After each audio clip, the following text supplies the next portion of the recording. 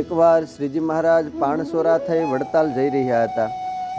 રસ્તામાં ડડુસર ગામ આવતું હતું. શ્રી હરિએ એક ઘોડે સવાર દોડાવ્યો અને ગલુજીને માર્ગમાં જ દર્શન કરવા આવી જવા જણાવાયું. ઘોડે સવારે ગલુજીને સંદેશો પાઠવ્યો અને આંગણામાંથી જ પાછો વળી ગયો. બરાબર તે જ વખતે ગલુજીના ઘરડા માતુશ્રી દેહ મૂકી ગયા હતા. આથી ગલુજીના ભાઈઓ મૂંઝવણમાં પડી ગયા. ગલુજી બોલ્યા કે માવડીની દેહક્રિયા કરવા રહીશું તો શ્રીજી મહારાજ નીકળી જશે, તો ફરીને આવો લાભ નહીં મળે. માટે દેહને ઢાંકીને રજોટીએ મૂકી દઈએ એમ નક્કી કરીને એ કામ સત્વરે થયું. કોઈને હૈયેથી મરણપોક પડી નહીં. ડોશીને જોડીમાં બાંધી ઓરડામાં રજોટીએ મેલીને એ ઓરડાને સાંકળ વાંસી દીધી. ઝટપટ સબોળા સ્નાન કરી સૌ પવિત્ર થઈ બ્રાહ્મણોને બોલાવી રસોઈની તૈયારી કરાવી દીધી. પછી શરણાઈવાળા અને ઢોલ વગાડવાવાળાઓને ડડુસરને પાદર ઊભા રાખ્યા. સંઘને લઈને શ્રીહરિ પધાર્યા. ડડુસરને પાદર ઢોલ ઢબુકા શરણાઈના સૂર રેલાયા. ભક્ત ગલુજી શ્રીહરિના ચરણોમાં પડી ગયા. શ્રીહરિને ગલુજીએ કહ્યું કે પ્રભુ, આપ પધાર્યા છો તો મારા ધન્ય ભાગ્ય છે. જમવા ટાણું છે માટે જમાડ્યા વિના તો જવા નહીં દઈએ. સર્વ સુજાણ શ્રીહરિએ મુક્તાનંદ સ્વામી તરફ જોયું. સ્વામી, શું કરશું? મહારાજ, એમનો ભાવ છે તો જમીને જઈએ.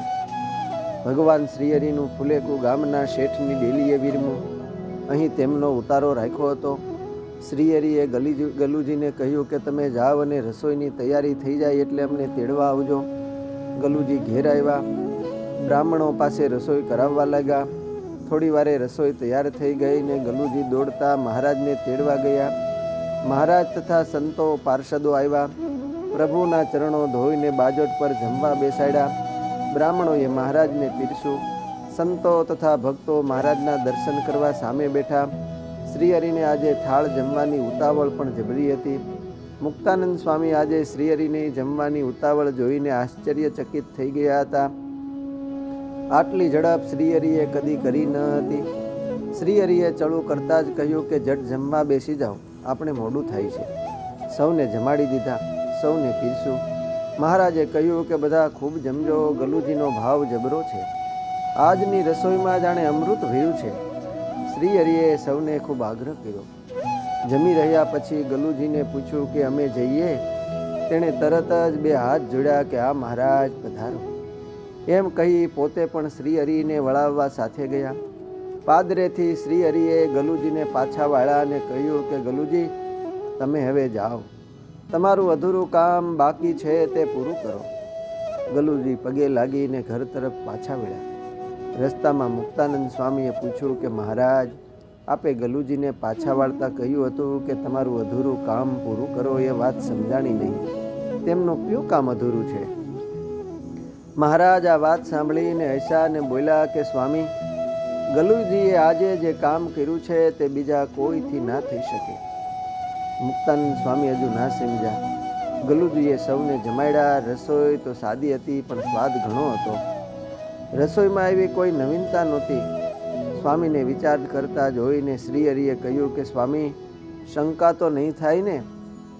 એમ કરીને બોલ્યા કે આપણે ગલુજીને સમાચાર મોકલા એ જ વખતે એમના માતુશ્રી ધામમાં ગયા. ગલુજીએ એમના શરીરને ચોફાળમાં બાંધી ઓરડામાં રજોટીએ મેલાવી દીધું. પછી સ્નાન કરી આપણી પાસે આવ્યા અને આપણને જમવા માટે આગ્રહ કર્યો. પછી ઘેર જઈ રસોડું પાણીયાળું પણ ધોઈ નાખ્યું. બેડા ઉટકાવીને નવું પાણી ભર્યું અને બ્રાહ્મણોને બોલાવીને રસોઈ કરાવી અને આપણને જમાડ્યા. મુક્તાનંદ સ્વામી કહે કે મહારાજ, એવું કાર્ય કર્યું? મંદ મંદ હસતા મહારાજે કહ્યું કે અહો દરબાર ખરેખરા મહિમાવાળા કહેવાય. એની આવી નિષ્ઠા હોય તે જ લોકલાજનો ત્યાગ કરે, બીજાને કુટુંબ ધર્મ આડો આવે. એ પ્રમાણે ગલુજીની મહારાજે બહુ પ્રશંસા કરી અને સ્વામીને કીધું કે સ્વામી, આવું તો ગલુજીથી જ થાય પણ બીજાથી ના થાય. મુક્તાનંદ સ્વામી પણ અહોભાવમાં લીન થઈને ગલુજીની નિષ્ઠાને સાંભળી રહ્યા. ભગવાન સ્વામિનારાયણે વચનામૃત લોયા પ્રકરણ 3 કહ્યું છે કે જેને ભગવાન અને સંતનો મહાત્મ જ્ઞાને સહિત નિશ્ચય હોય તેથી ભગવાનને અર્થે અને સંતને અર્થે શું ન થાય. એમ કહીને સર્વે સંતો ભક્તો આગળ આ હરિભક્તની વાત કહી એમાં ગામ ડડુસરવાળા રજપૂત ભક્ત ગલુજી ઇત્યાદિ સત્સંગી તેમણે ભગવાનને અર્થે ને સંતને અર્થે જે કર્યું તેને વિસ્તારીને શ્રીજી મહારાજ કહેતા આવા. અસ્તુ જય સ્વામિનારાયણ. સત્સંગ સાગરના મોતીમાંથી.